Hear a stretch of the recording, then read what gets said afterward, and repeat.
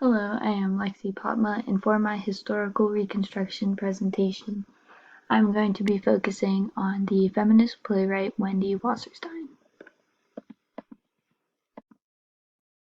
For just her general life overview, not really concerning her works, she was born on October 18th, 1950, and she was born in Brooklyn, New York, and she is lived in New York for her entire life. She graduated from Mount Holyoke College, and she is the first woman playwright to win a Tony Award, which technically she was the first woman to win the prize solo since other women had won it before her, but just not on their own, which she does correct people in interviews when they say that she's the first woman to win, because technically she's not, but she's the first to win it by herself. And she died on January 30th, 2006 when she was 55 years old. And that picture to the right is just her when she was younger. For her post-college life, after she graduated, she studied at the City University of New York and wrote the play Any Woman Can't. While she was still at Mount Holyoke College, she was very bored from her work and she was preparing for an internship for Congress, and she just was not interested in it at all. So her friend suggested that instead of doing that over the summer, they would take a playwriting course instead. And that is where she wrote her first play, Any Woman Can't, as her master's thesis in 1973. So after she did that, she earned her master's degree in fine arts, and then she entered the playwriting program at the Yale School of Drama. There, she studied absolutely no plays written by women, and she did not meet a single woman director, and there are no plays really about women either. For her play, Uncommon Women, when they were reading through it in class, one of her male classmates said that he didn't think that he could get into the play because it was about women. And she thought that was crazy. Her entire life she had been getting into plays about men, so she thought it was time for a bit of a change in that regard. The picture below shows her giving her commencement speech at her college. So here are just some of her plays that she made. These are not all of them. In total, she wrote 11 plays, but she wasn't just writing plays, she also wrote musicals and essays and a few books. So Uncommon Women and Others, that was her thesis at Yale.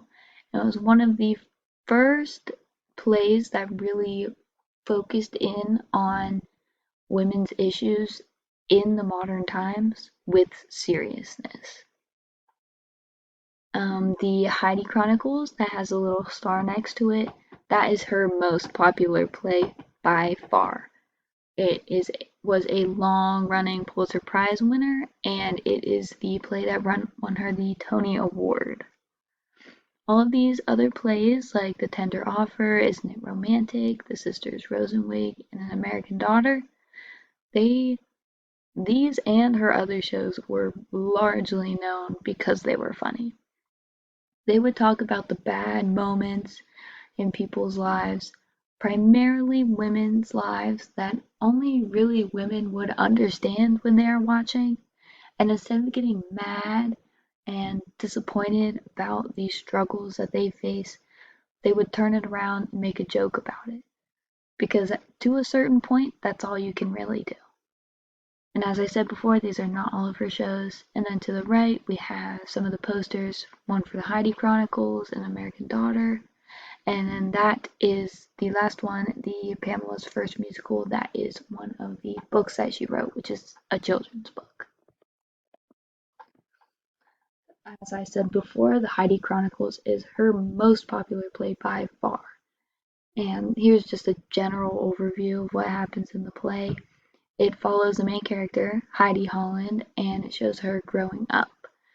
And she isn't necessarily very young at the start of the play. She's like 16 to 19 years old, and she is a successful art historian. And it just shows how her worldview keeps changing throughout the show. And it also follows her friends and their journey surrounding feminism. And it shows how they go through a kind of circular journey of trying to embrace feminism. Like they go through different ways, like political radicalism and then militant feminism. But then when you get to the end of the play, they embrace materialism instead of all the things that they were trying to embrace instead. And in the end, they embraced what they were trying to push away. Heidi had many romantic troubles, and some of them include having an affair with a womanizing lawyer and publisher. And later along in the play, she has a romantic relationship with a young pediatrician who, in the end, turns out to be gay. And by the end of the show, she actually never ends up having a successful romantic relationship. And at the end, she realized that she can only be liberated if she is true to what she wants. And at the end of the play, she also adopts an orphan baby, and that is when she finally feels fulfilled in the same way that her friends did in their marriages and in what they chose to embrace in their lives. And this is quite interesting because that is what happened in Wasserstein's real life, is that she had a baby without being married. And this play is a huge change in the way that women were shown in plays. These women have depth, they have character, and it is a play written by women about women that shows what they're really like without any of the extra glitter and nonsense that's usually thrown in about women that are in productions like this.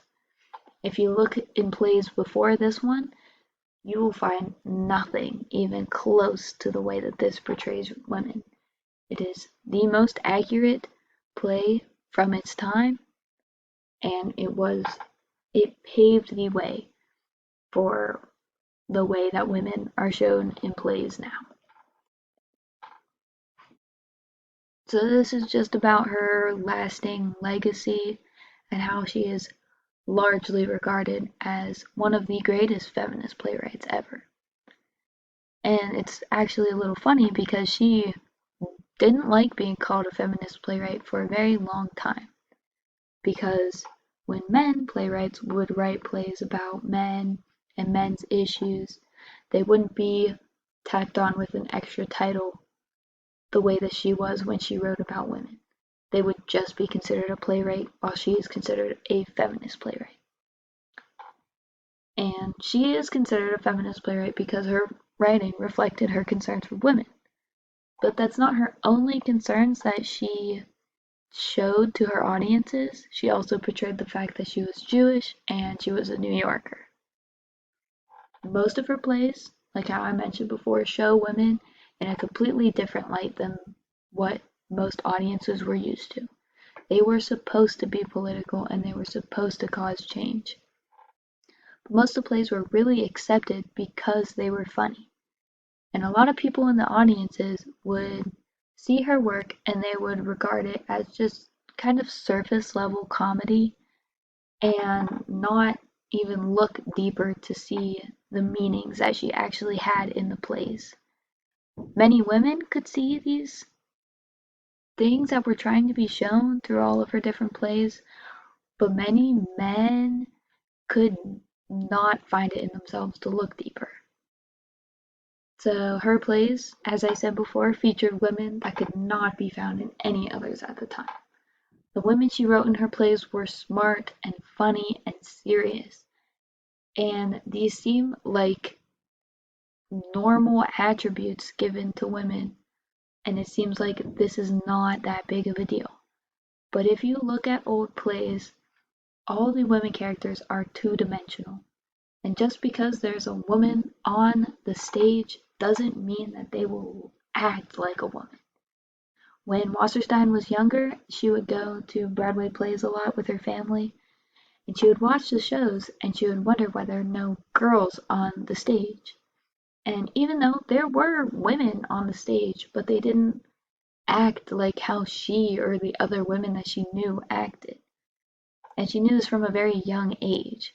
So as she continued through her life, she was one of the primary reasons that that changed and more girls, how she said, ended up being on stage. Her legacy, which is huge, is still shaping how women in media are shown. It completely flipped the way that women can be seen, and they allow them to actually be people and not just women. They're allowed to have personalities and serious issues and thoughts about things. One example that a lot of people might recognize is that the main character from the show Sex and the City, Carrie Bradshaw, her character is shown as a more modern version of Heidi Holland from the Heidi Chronicles, which that's only one example. I'm sure there are many, many more because there are many strong women in all of her shows that can be used to draw inspiration from today. And here are my sources, and thank you so much for listening.